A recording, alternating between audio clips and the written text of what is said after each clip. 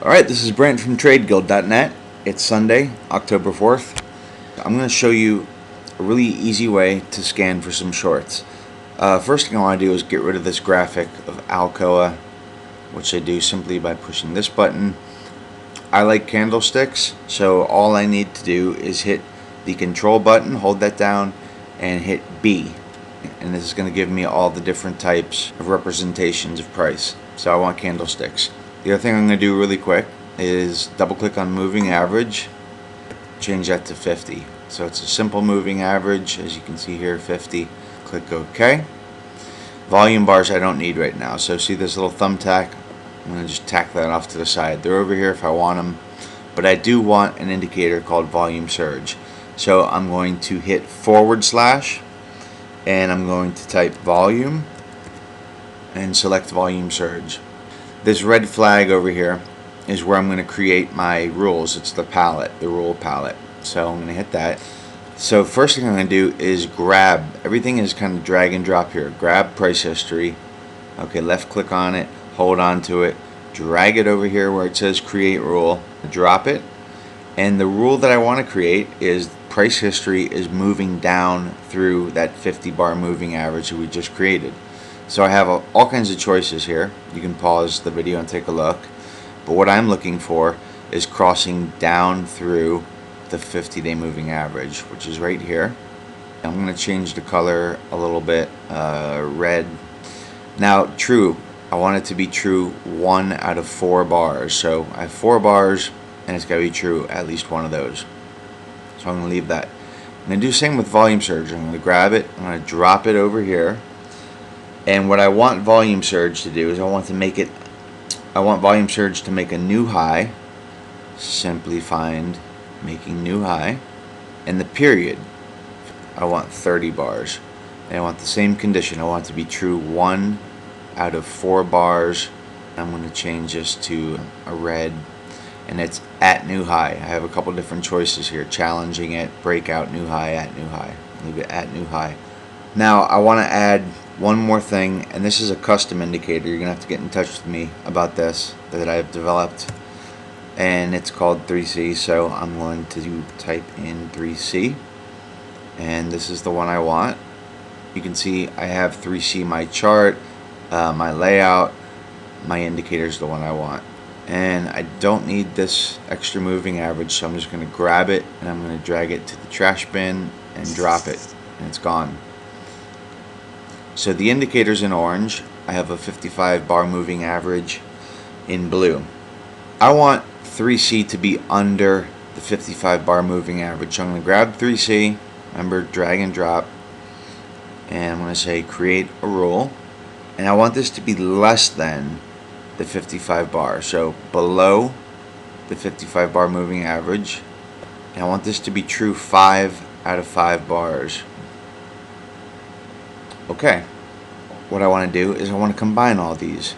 So I'm going to grab the first one and drop it. It says combine rules, create new combo rule, or create new sequence. I want to create a new combo rule. 2 conditions. I want to take my third one, the 3C, and I want to just drop that in there too. And I'm going to name this SS for sell short. It will be white. Now I'm going to add some more rules. I want price history to make a new high. So price history making new high. The period is 30. I want it to be true 1 of 1 bar. Now I'm going to do one more combo. I'm going to take the 3C, which is below the 55 bar moving average of 3C, and I'm going to combine it with price history making a new high. Create a combo rule. And I'm going to name this combo rule negative divergence. And I'll make this one red. Finally, I'm going to pull it all together and I'm going to make a sequence. So what I want is my negative divergence, and I want the short sale, the SS. This is going to be a sequence. And in this sequence, I want the negative divergence first, and then the short sale. I can switch them around pretty easily. Now, how many bars do I want those to occur in? 30. And we'll call this trigger. And this one will make purple. I'm going to make this a bigger watch list so I get some more results. And what I'm going to do is just simply start typing in STA for standard and pours. And then I have the 500 component stocks. I'm going to select that. I'm going to take my trigger, which is my final condition, grab it, and I'm going to drag it up to this column. It's going to say add as column, let go, and scan. Now it's going to begin scanning this watch list. What I'll do is I'll put my trigger, I'm going to paint that. See where it says paint plot? I'm going to paint it right onto price. My negative divergence, I want to see that, so I'm going to paint that onto price. And now we're done. Now we're all sorted. So I'm going to put away my rule pallet. And out of the 500 stocks, I've got 5 that met my conditions. Let's take a look at them. We'll start with RRC. Let me pull up the conditions one more time. Remember, our red was our negative divergence. So over here we saw negative divergence, and over here, as we're making new highs, we saw a negative divergence between price and my indicator, which detects accumulation or distribution. So when we have a negative divergence, that means that we're seeing distribution. They're selling into the strength. If we move closer, remember that we painted our condition for all of this to be true, our trigger, which meant we had to have a negative divergence in the last 30 days. We had to have a breakdown below that 50-day moving average on a significant volume surge. And here is our condition painted. We know that the S&P is sitting right on top of the 50 bar moving average. It's in a precarious position, and that's why we're looking at stocks that may have already broken down. So here's BLL. It has met the conditions for the last 2 days. Here was our negative divergence where it made, actually it looks like it made like an all-time new high, at least for the last several months, probably the entire bear market rally. And we have a nice negative divergence going. It's actually turned into a leading negative divergence with big volume surge as we break down through the 50-day moving average.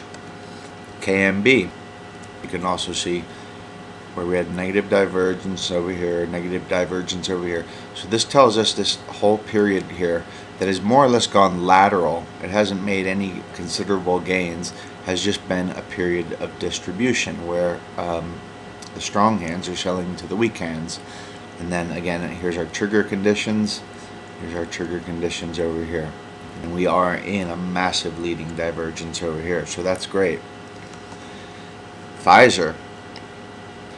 And we can see exactly where our negative divergence occurred over here where it's red, and we can see the huge volume surge as we break down through that 50 bar moving average. This entire time this 3C indicator, which should have been moving up with price, has been moving down. I think our last one here is BIIB, which is a biotech. This is not the only point where distribution would occur, but this is the point where we're seeing a new high being made without the indicator following. Here's our trigger.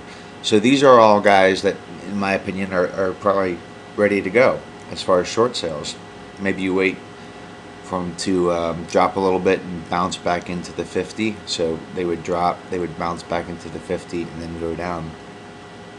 But that's a real simple way to use Stockfinder to find some amazing trades, and this program can do just so much more than I can possibly show you.